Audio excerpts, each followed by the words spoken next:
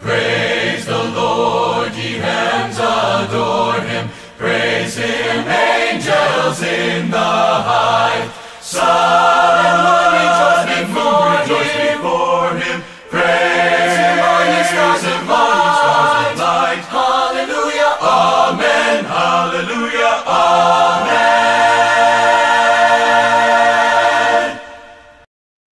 Inyong mapapakinggan ang programang Know Your Bible. Alamin ang inyong Biblia. Hatid sa inyo ng World Radio International and is supported by Church of Christ. Narito na si Brother Daniel Oliva.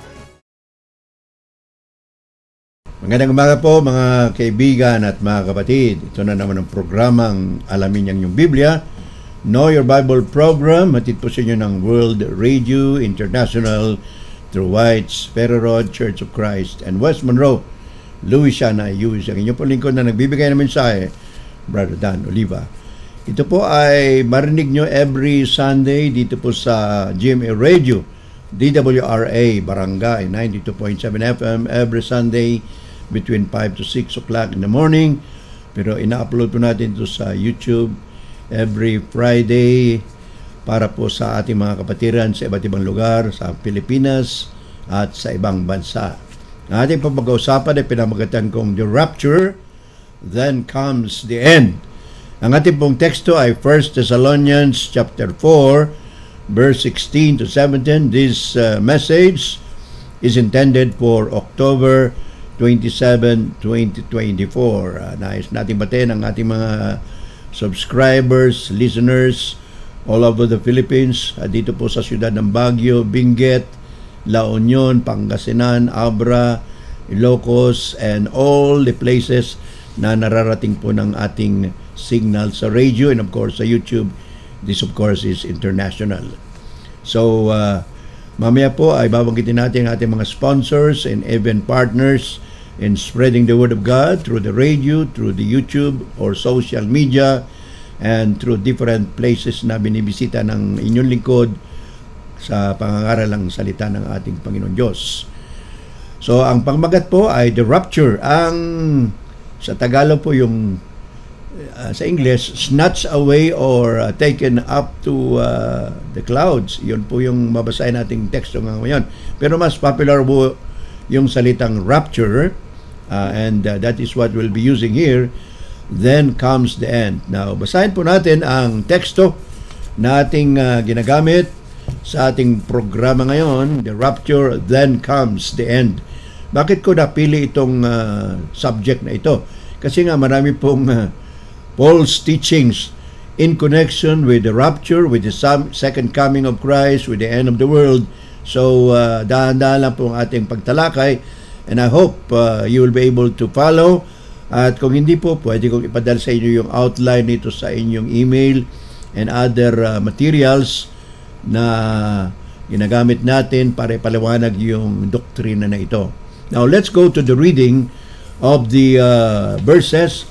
Primero po yung English muna. Dito sinabi ni Apostle Paul in 1 Thessalonians chapter 4 verse 16 to 17.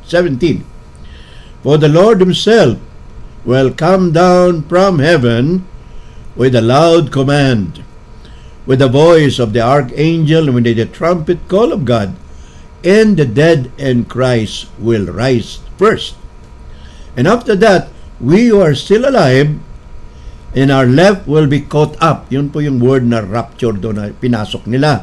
Will be caught up together with them in the clouds to meet the Lord in the air. 1 Thessalonians 4:16 to 17. Para sa ating mga kapatiran, babasahin po natin sa wikang Pilipino. Ganito ang sinasaad ni Apostol Pablo sa chapter 4, verse 16 to 17. Alright. Sa araw na yon ay marinig ang tinig ng arkanghel at ang tunog ng trompeta ng Diyos, at ang Panginoon mismo ay bababa mula sa langit na sumisigaw, at ang mga namatay na sumasampalataya kay Kristo ay bubuhayin muna. Pagkatapos, tayo namang mga buhay pa at natitira ay titipunin sa alapap kasama ng mga binuhay upang salubungin ang Panginoon sa impapawid. Sa gayon, makakapiling natin siya magpakailanman po. Yan po yung ating teksto, at dyan po sa teksto na yan, nakalahat po yung tunay na mangyayari sa tinatawag nating pagbabalik ng Panginoong Jesucristo, ano mangyayari sa mga namatay na sumasampalataya kay Kristo, ano naman ang mangyayari sa mga buhay pa pagbalik ng ating Panginoon, at ano ang gagawin ng Panginoong Jesucristo sa mga sumampalataya sa Kanya na namatay, na nabuhay, at ang mga taong buhay pa na sumasampalataya sa Kanya sa Kanyang pagbabalik. Dito po sa 1 Thessalonica 4:16 at 17, napakalinaw po ng doktrina tungkol sa pagbabalik at pagbubuhay sa mga namatay na sumasampalataya kay Kristo, at pagkatapos yung mga naiwang mga buhay, paano kukunin ng Panginoon, dadalhin sa alapaap, at sabi dito, kasama ng mga binuhay sasalubungin ng Panginoon sa ibabuid. Sa gayon, makakapiling natin siya magpakailanman. So ito po yung sinasabi ng Santa Biblia. Ngayon, i-discuss na po natin, mga kapatid at mga kaibigan, ang tungkol sa tinatawag nilang doktrinang the rapture comes the end. Dako mo muna tayo sa introduction natin. Pag sinabi natin introduction, medyo siyempre may mga paliwanag muna bago natin talakayin ang buod at buong doktrina ng rapture. Of course, itong ating programa ay hindi po comprehensive. Kung gusto po ninyo ng additional materials, sabi ko kanina, pwede kong ipadala sa inyong email, ang address nyo, ibigay nyo po sa akin, pati yung mga ibang materyales. Now, introduction muna po tayo.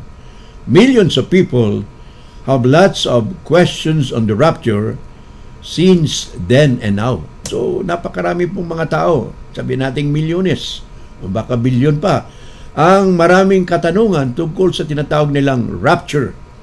Ang pagkuha, the snatching away of the saints when Christ returns. Mula noon hanggang ngayon, marami pa rin po ang nagtatanong, at marami pong kaakibat na mga maling doktrina tungkol sa tinatawag nating rapture, pagbabalik ni Kristo, at kung maano man ang mangyari sa mga nabuhay at sa mga naiwan pagbalik ng ating Panginoong Jesucristo. The events and before the rapture are foremost and the query. So ano yung mga pangyayari bago dumating si Kristo, at ano naman ang pangyayari pag si Kristo ay nakarating na dito sa ating planeta, sa ating mundo. So ano sinasabi ng Biblia? What does the Bible really teach about the so-called much-awaited event, or the so-called rapture? So let us know the truth, because the Bible says in John 8:32, sabi ng Panginoong Jesucristo, you shall know the truth, and the truth shall make you free. So number one, pag-aaral natin. Number one, the rapture dogma, its history and definition. So, ano ibig sabihin ng salitang rapture? Paano nagsimula ito, at anong ibig sabihin ng salitang rapture? Number two, we will notice some false teachings about the rapture. Hindi po comprehensive, pero may bibigay lang ko ng mga maling aral o maling pagtuturo tungkol sa sinasabi nilang rapture. And number three, continuation pa rin doon sa false teachings, what are the events before and after the rapture? Ayon sa mga false teaching, ano ang mga mangyayari bago dumating ang tinatawag nilang rapture, at ano ang mangyayari pagkatapos na nagkaroon na ng rapture. So yun po yung dalawang part na yan. Yun po yung tinatawag nating concentration on the false teachings with regards to the so-called rapture of our Lord Jesus Christ. And number four, but the last, but not the least, and the most important actually, is expecting and preparing for the rapture. Ang pag-asa, pag-alala, at paghahanda tungkol sa sinasabi nating end of the world, the coming of Christ, the rapture, and other events connected with that. So, number one, discussion. Rapture dogma, its history and definition. Very short lang po ito. Ang salitang rapture ay hindi po makikita sa Biblia. Pero yung idea about the judgment day appears in the gospel and of course in the most books of the New Testament. So yung idea ng paghukom, judgment, pagbabalik ni Kristo, nasa Biblia. Pero yung word na rapture, hindi po mababasa yan sa Biblia actually. Kahit anong version meron. Baka meron ding version na nilagay yung word na rapture. It is clearly laid out in the Gospel of Matthew as the Son of Man will send out an angel with a trumpet call to gather His elect. So pagbabasahin natin po yung Matthew 25:31 to 46, ito po yung picture of judgment. At doon po sa first part sinabi, the Son of Man, ang anak ng tao, si Kristo, ay ipapadala niya ang kanyang mga anghel sa malakas na trompeta at titipunin niya ang mga banal o ang mga pinili. Yung po sinasabi sa Matthew 25 verses 31 to 46. Now the concept of the rapture, along with premillennialism, was expressed in the 17th century by so-called American Puritans ng pangalan ng mga apelyido nila ay Mather, Increase and Cotton Mather. Yun po yung mga pangalan nila. So yung konsepto, yung idea ng rapture, kasama po yung premillennialism. Ano yung premillennialism? Na si Kristo po, pagbalik niya sa mundo, maghahari pa siya ng 1,000 taon bilang hari doon sa Jerusalem. Yun po yung doctrine of premillennialism or the 1,000-year reign of Christ. Ito pa ay nagsimula 17th century pa. So, 17 siglo. Ang mga nagturo nito yung mga American Puritans. Ang tawag sa kanila Puritans, gusto nila kasi pure life, etc. No? They were only called Puritans. Ito pong mga taong ito ay naniniwala that believers would be caught up in the air. So sinabi natin kanina, titipunin ng Panginoon sa alapaap, at pagkatapos niyan ay kasunod ang tinatawag nating judgment of the earth. Ito po ay medyo tama yung doktrina nito. Ang mali lang dito, dinugtungan po nila ng millennium or 1,000 years of Christ. Pagbalik po ni Kristo, hindi na po siya maghahari ng 1,000 taon dito sa mundo. Yun po ay maling doktrina. Marami pong naniniwala dyan that Christ will come back and will reign on earth for another 1,000 years reign of earth. At marami pong doktrina na konektado dyan. That is a wrong teaching. Wala pong sinasabi ang Biblia. Namamali lang po sila sa kanilang tinatawag na interpretation. Other 17th century ideas of the rapture were found in the works of Robert Matton, John Brown, and others. So yung mga proponents po ng rapture, maliban sa American Puritans ay sina Robert Matton and John Brown.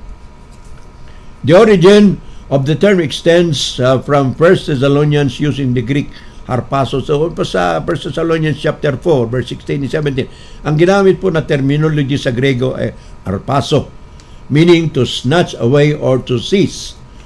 Kinuha, tinangay. Parang nangyari po kay Elijah at Enoch doon sa Old Testament. They were snatched away. They were taken. Okay, pero wala po yung literal na term. Pero ang ginamit po sa Griego ay arpazo, which means to snatch away or to seize. So the idea of rapture is therefore not found in historic Christianity but was popularized in the 1830s by John Nelson Darby. So yung idea talaga ng rapture ay hindi po pinaniwala ng mga unang mga Kristiyano. Pero ang nagsimula po nito, 1830. So ikalabing-walong siglo. At ang proponent po nito ay si John Nelson Darby. Though the word rapture is not found in the Bible and it means caught up, it comes from the Latin word raptio, 1 Thessalonians 5:17. So yung raptio, yun po ang parang ginamit ng English language to form the word rapture. And immediately actually it comes from the Latin word rapio. Now let's go to some false doctrines about the rapture. Makikita niyo po kung meron kayong YouTube, makita niyo po yung chart na ilagay ko dito at pinapaliwanag the rapture and the second coming. So, yung rapture, si Kristo raw ay babalik. Christ will return for His church. Pagbalik daw ni Kristo, sabi nila, kukunin niya yung mga banal na sumampalataya sa Kanya. Isasama sa kalangitan. So, now the rapture and second coming, mayroon pong tinatawag nilang 2 parts. 7 years tribulation. Mamaya papaliwanag po natin. Pero mayroon pong chart. Pwede nyo tingnan yung chart.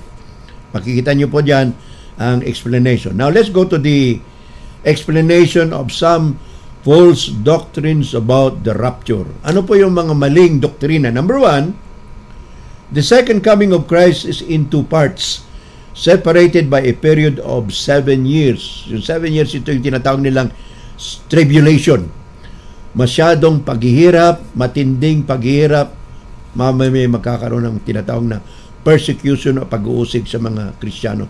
So yung tinatawag nilang 7 years tribulation. Now notice, this is a false teaching. Wala pong sinasabi sa Bible na bago dumating si Kristo, mayroong 7 years tribulation. Ito pong 7 years ay kinuha ng mga proponent from the book of Revelation at ginawa nilang literal ang 7 years. Ang 7 years sa Bible or in the book of Revelation especially, hindi po pwede gawing literal. Sapagat ang book of Revelation, may mga party po dyan na hindi literal, may party po na literal at may party na symbolical. So yung 7 years, that's not a literal 7 years. So the second coming of Christ, ayon sa kanila, Paul's teaching, nahati daw sa dalawa. Yung first part daw, yung rapture. Babalik si Kristo, kukunin niya yung mga banal na sumampalataya sa Kanya. Okay? So yun po yung first part. At the second part occurs when Christ physically or bodily returns to this earth. So, balik niya, kukunin niya yung mga banal, dadalhin sa kalangitan, pagkatapos babalik ulit siya after the so-called, in the middle of the tribulation or after the tribulation, babalik siya at siya ay maghari sa buong mundo for another 1,000 years. As I'm saying, this is actually a false teaching. Kaya lang pinapaliwanag ko sa inyo, mga kapatid at mga kaibigan, para maliwanagan natin na makita natin ang mga false teaching na ipinapasok ng mga false teachers dito sa salitang rapture. Now, meron pong interval yung second coming rapture at saka yung second coming or actual second coming of Christ. Meron pong interval na 7 years. Ang tawag po nila dito ay the tribulation period. At itong tribulation period nahati sa dalawa. 3.5 and 3.5 years. So 3.5 plus 3.5 equals 7 years. Now, meron din po silang mga pagtuturo dyan kung ano ang mangyari during the so-called 7 years tribulation period. Yan po yung subject ng ating chart. Kung makikita nyo dyan sa ating chart, pag nandun na kayo sa second point and third point, letter B and letter C, nandiyan po yan, mga kaibigan and kapatid. So, visible and triumphant desert on earth, this event will be the end of history, etc. Now, ano po yung mga events o mga pangyayari during the so-called before and after the rapture? Ito po yung letter C na po tayo sa ating outline. The events before and after the rapture. So, nahati po ito sa tatlo. Tinatawag nila pre-tribulation view. Pre-tribulation means before mangyari yung 7 years tribulation, ganito ra ang mangyayari. The rapture will occur o mangyayari yung rapture before the 7-year tribulation begins. So, darating daw ang rapture o magkakaroon ng pagbabago. Kukunin yung mga banal, dadalhin ng Panginoon sa alapaap. At ito ay mangyayari bago magkaroon ng tinatawag nilang 7 years tribulation period o paghihirap ng 7 taon. Alright, ano po ang purpose nila? Well, sabi nila, may ginagamit po silang bersikulo, kapitulo, at ito po yung 1 Thessalonians chapter 5, verse 9 and 10. Ano sabi sa 1 Thessalonians verses 5, 9 and 10? God did not appoint us to suffer wrath, but to receive salvation through our Lord Jesus Christ. So, ang paliwanag po nila dito, bakit kukunin yung mga sumampalataya kay Kristo ng mga tao at dadalhin sa kalangitan pagbalik ni Kristo. Yun po yung rapture. First coming, parang first coming rapture, pero hindi pa end of the world. Yun po yung paniwala nila. Pero sabi nila, ang purpose po nila ay para hindi raw mahirapan, hindi magkaroon ng mga pag-uusig ang mga Kristiyano, kundi sila ay mabibigyan ng protection. Yun po ibig sabihin nila ng pre-revelation view. Sana po nasusundan nyo mga kaibigan at mga kapatid ang ating papaliwanag.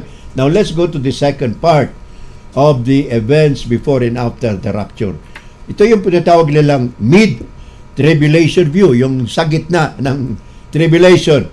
Ito po ay nagtuturo na rapture will occur. Magaganap ang pagkuha sa mga banal sa kalagitnaan ng tribulation. After 3.5 years, sabi nila, magkakaroon na ng rapture. So, kanina, rapture before. Ito naman, yung rapture o pagkuha sa mga banal, nasa kalagitnaan. After 3.5 years ng tribulation, magkakaroon daw ng rapture.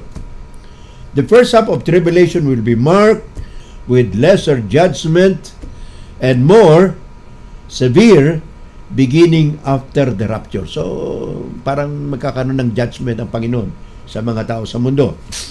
At, sabi doon sa book of Daniel 9:27, He will confirm a covenant with many for 1, 7, and in the middle 7, He will put an end to sacrifice and offerings. In other words, magkakaroon daw ng kasunduan.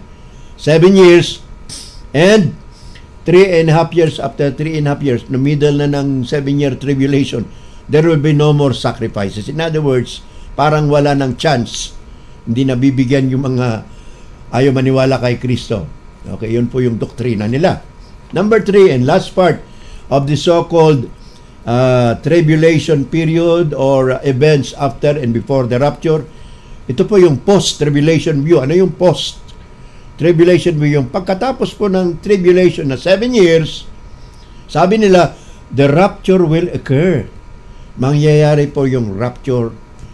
Babalik si Kristo, kukunin niya yung mga banal at the end of the 7 years tribulation, at yun na raw daw ang final coming of Jesus Christ. Yun po. Alright? So, parang sinasabi, the rapture and the return of Christ parang magkasunod lang na pangyayari. Ito yung post-millennium view o tribulation view. Pero dito pa rin, ang mga banal ay, of course, they will endure tribulation, but they are also protected by the Lord. So, yun po yung tatlong tinatawag nating views, the pre-tribulation view, the mid-tribulation view, and of course, the post-tribulation view. Pero ano pong itinuturo talaga ng Biblia, mga kaibigan at mga kapatid? Well, the Bible is very clear. Binasa na po natin kanina sa 1 Thessalonians chapter 4, verse 6 to 17. Ano po ang sinabi doon? Ulitin po natin yung summary of what will happen when Christ return. Number 1, the second coming of Christ is certain. Talagang mangyayari po.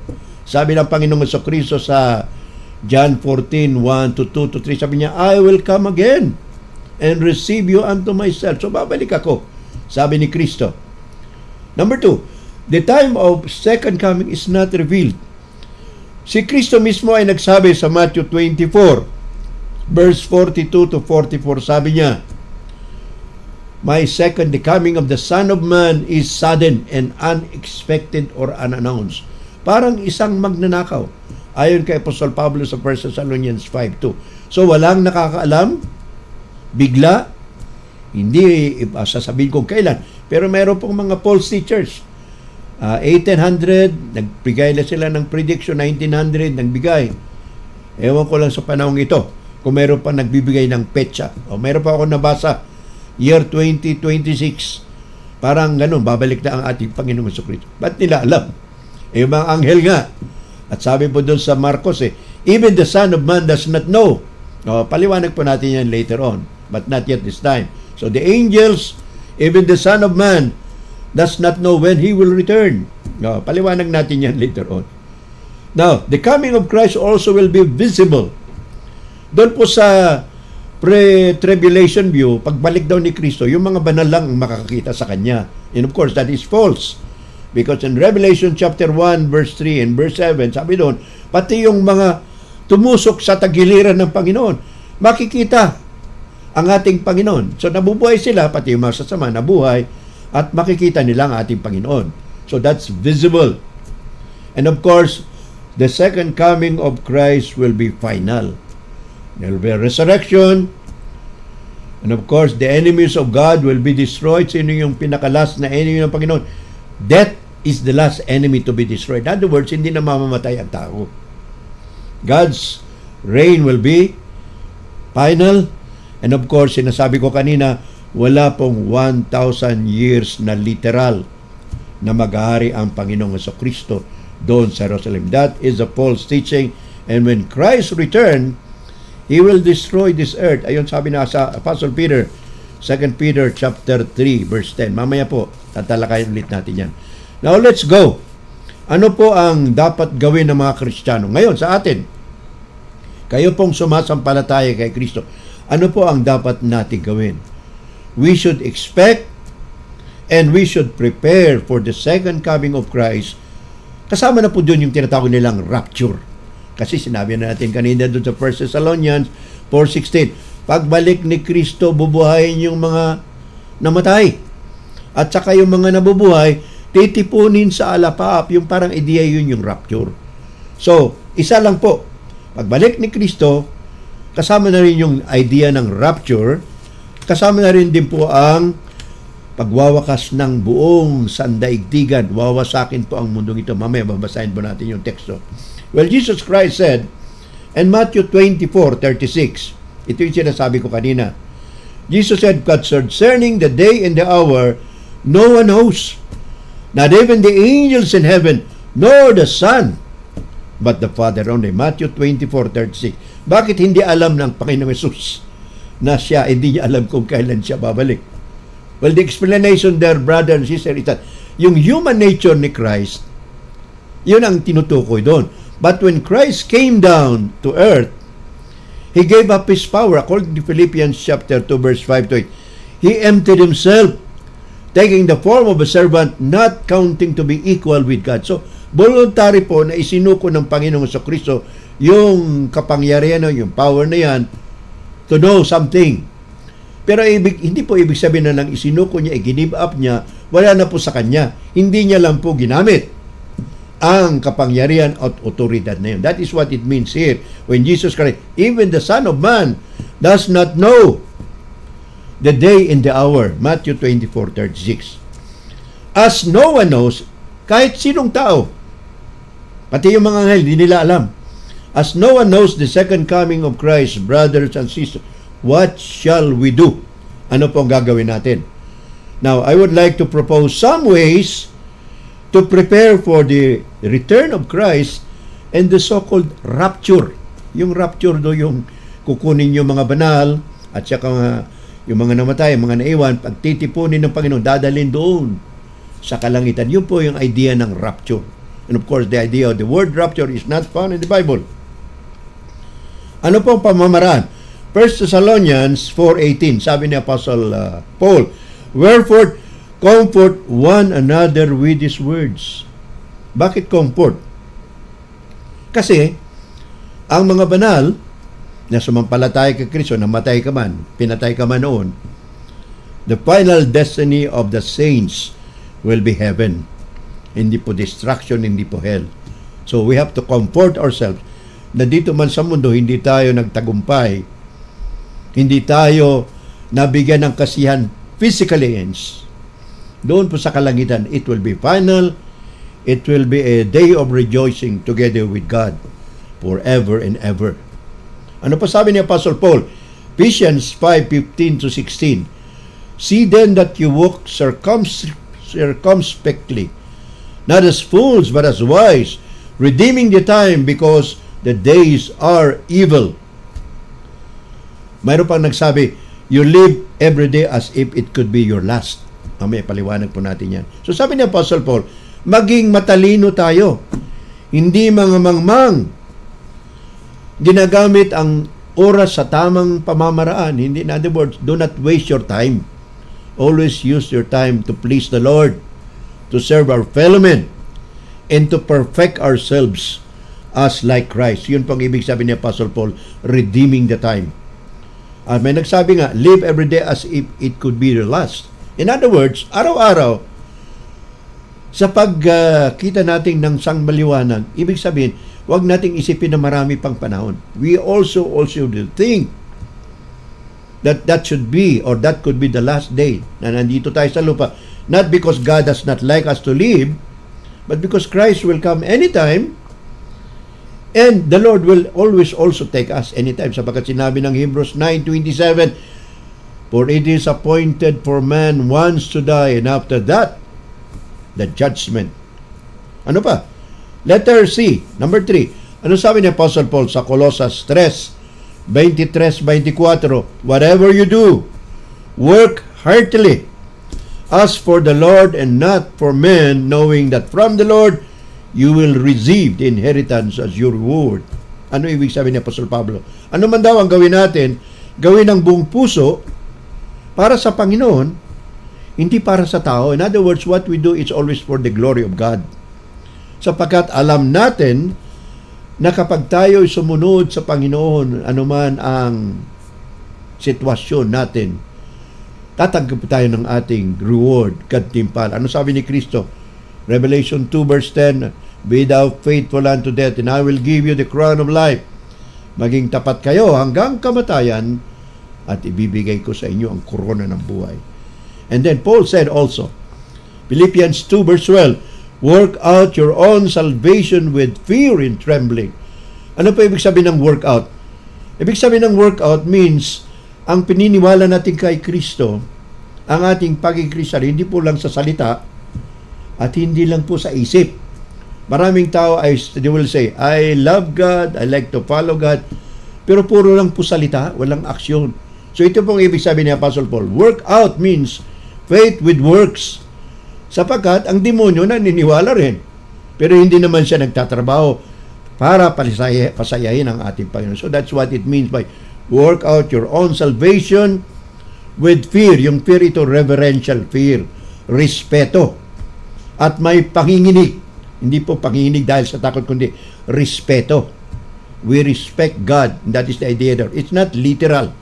Fear and trembling. It's actually an expression, which means, ang ibig sabihin, maging magalang tayo sa harap ng ating Panginoong Diyos na makapangyarihan sa lahat.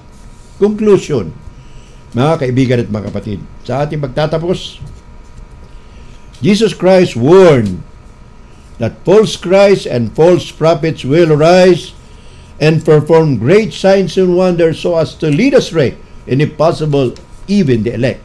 Matthew 24 verse 24. Ano ibig sabihin?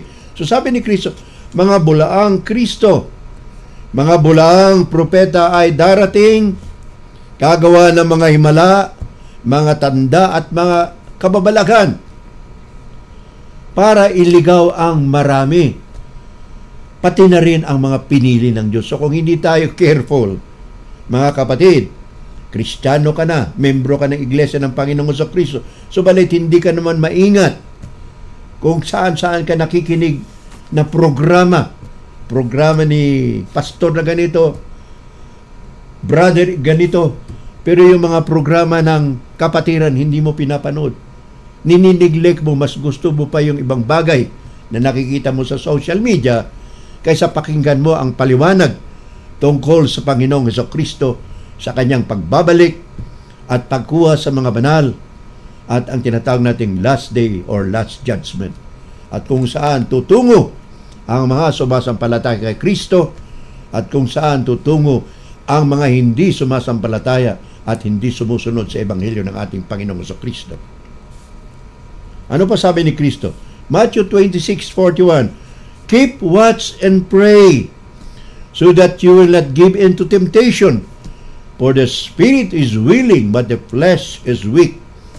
Ito po sinabi ng Panginoon Jesucristo sa kanyang mga apostoles, yung 12 apostoles. Actually, 11 lang po, 11, wala na po si Judas doon. This was in the Garden of Gethsemane before he was arrested. Jesus Christ said, tulog yung mga apostoles. Habang si Kristo ay nananalangin, malapit nang aristuhin ng mga sundalo, ng mga Romano soldiers, and of course kasama yung mga high priest, kasama yung mga Pariseo at mga Sadduceo. So Jesus Christ look at the apostles. So sinabihan niya, keep watch and pray. Magbantay kayo at manalangin para hindi kayo matukso na sumuko sa mga nang uusig sa inyo. Ang inyong katawan ay mahina. Ang inyong espiritu malakas. Gusto namin sumunod sa Panginoon. Pero tulog naman sila. So yun ang sinasabi ng Panginoon. The spirit is willing but the flesh is weak. Matthew 26:41. Finally, the Apostle Paul warning must be heeded. Sabi ni Apostle Paul sa Ephesians 5 verse 6, let no one deceive you with empty words. For because of such things, God's wrath comes on those who are disobedient. Huwag kayong padadaya.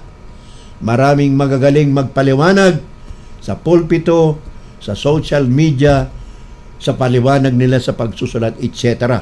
Huwag kayong padadaya, sabi ni Apostol Pablo, sapagkat sa mga taong nadadaya, dati silang Kristiyano, nadaya, napunta sa ibang paniniwala, sabi ni Apostol Pablo, God's wrath will come on those who are disobedient. Sa mga taong hindi sumusunod, sa mga taong hindi nakikinig, sa mga taong hindi nag-aaral, puro lang aral, pero hindi naman nila sinusunod ang salita ng Panginoon Diyos. Sabi ng Panginoon Jesucristo, you have to be careful, do not be deceived, because if you are deceived, the God's anger will come on you as one of those disobedient. Ephesians 5:6. Finally, mga kapatid, sa wala pa sa kay Kristo, kayo po ay inimbitahan namin. If you have not become a Christian according to the New Testament pattern, if you are not yet a member of the Church of the Lord Jesus Christ, we would like to invite you, believe and be baptized. Believe kay Kristo, magpabautismo sa pangalan ng Panginoong Jesucristo, Ama at Anak, Espiritu. Ito po yung lubog sa tubig, so that you will be saved. Mark 16:16. Ano pa sabi ni Apostle Pedro? Magsisi kayo at magpabautismo sa kapatawaran ng inyong mga kasalanan. Tatanggapin ninyo ang kaloob ng Espiritu Santo. Ngayon na po ang oras ng kaligtasan. Today is the day of salvation. Today is the acceptable time. 2 Corinthians chapter 6 verse 2. And finally, the invitation of Christ is still para sa inyo lahat. Sa inyong hindi pa sumasampalataya kay Kristo. Ano sabi ni Kristo? Come unto me, all ye that labor and are heavy laden, and I will give you rest. Take my yoke upon you and learn of me, for I am meek and lowly in heart, and ye shall find rest unto your souls, for my yoke is easy and my burden is light. Lumapit kayo sa akin, kayong lahat na bibigatan sa inyong mga pag-iisip, sa inyong mga konsensya, sa inyong mga dibdib o damdamin. Bibigyan ko kayo ng spiritual na kapahingahan, sapagkat ang aking pabigat, ang aking pamatok ay magaan lamang at makakatagpo kayo ng kapahingahan sa inyong mga puso at isip. Manalangin po tayo mga kapatid at kaibigan.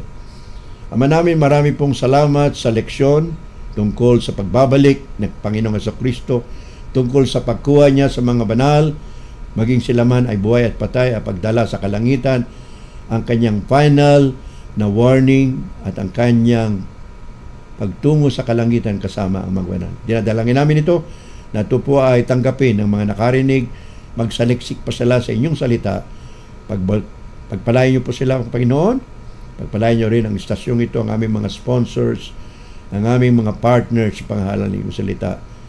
Patawarin niyo po kami sa aming mga pagkukulang, katulad ng pagpapatawad namin sa mga nakasala sa amin. Ito po ang aming dalangin sa mahal na pangalan ng iyong anak na si Jesucristo.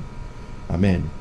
Of course, we would like to thank our brothers and sisters, mga sponsors, Christian World Ministry headed by Art Madlaing, Terry Dennis, James Kitoriano, John Jeffrey, Deborah Quinones Marcos. We would like to thank also Brother Ed and Sister Beulah Lauder, Brother Rico Canlas and family of San Fernando City Congregation in Pampanga, Sister Dina Evita Kaugiran of Metro Manila and the husband June, Sister Rose and June Untalasco na nasa Canada, mga kapatiran sa Jeddah, Brother Henry Katig, Jonathan Nazareno, ang aking sister sa Cebu with the son Neil Imperado, Brother Nards Tuanyo sa Dao Capiz and his wife Bibing, Grace Tuanyo, kasama po dyan yung kanang anak at si Arvin, mga kapatiran sa buong Baguio, Benguet, La Union, Cordillera, Ilocos, Pangasinan, Nueva Ecija, Nueva Vizcaya, etc. Sa buong Pilipinas, magandang umaga po and God bless you as you continue to search the Word of God. In Jesus' name, Amen.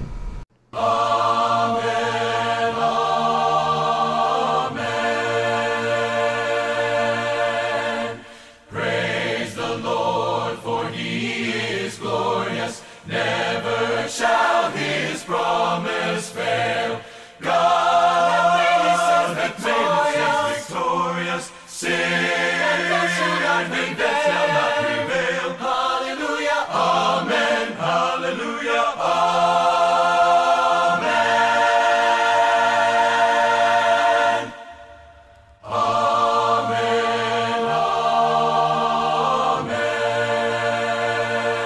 amen.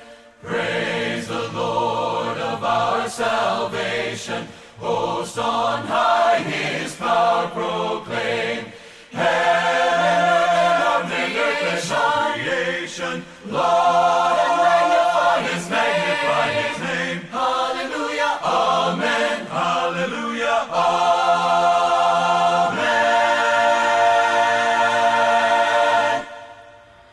Amen, amen.